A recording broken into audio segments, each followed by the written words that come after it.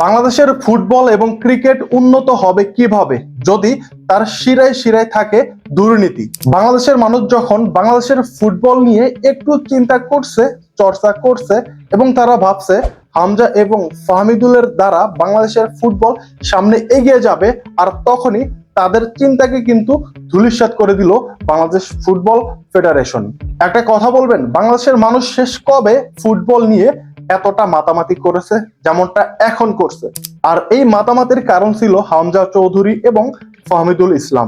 2 দিন আগেই বাংলাদেশের একজন সাবেক তারকা ফুটবলার এবং মোহামেডান দলের কোচ তিনি কিন্তু মন্তব্য করেছিলেন, যদি বাংলাদেশ দলে এভাবে প্রবাসী প্লেয়ার আসতে থাকে তাহলে নাকি বাংলাদেশ ফুটবল টিমটাই ধ্বংস হয়ে যাবে। আসলে এদেরকে কি বলবেন?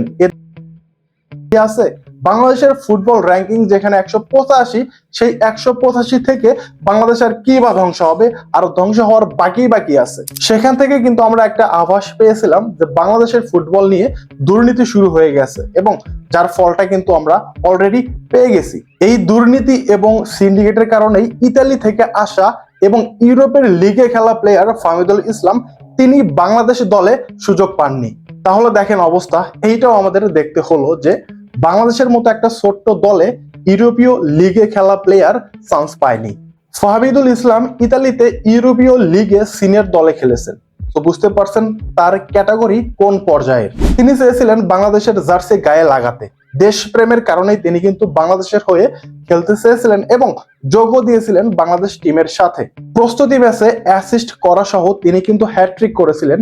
সো তিনি প্রস্তুতি ম্যাচে এত ভালো পারফরমেন্স করার পরও তিনি নাকি মন জয় করতে পারেনি বাংলাদেশের বিশ্বসেরা কোচ কাবেরার।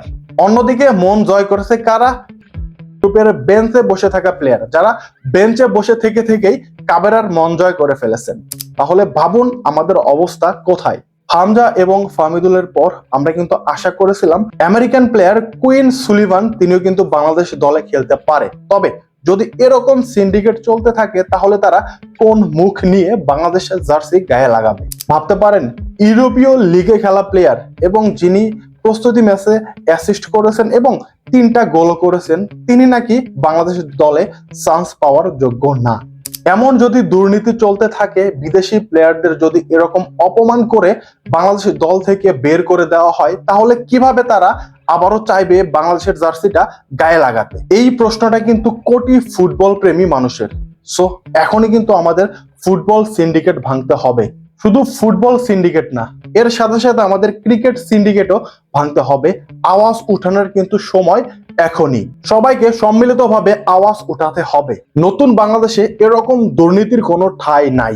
সো ভিডিওটা শেয়ার করতে পারেন এবং যে যার অবস্থানে আছেন সেখান থেকে আপনারা এই সিন্ডিকেটের বিরুদ্ধে আওয়াজ তুলুন।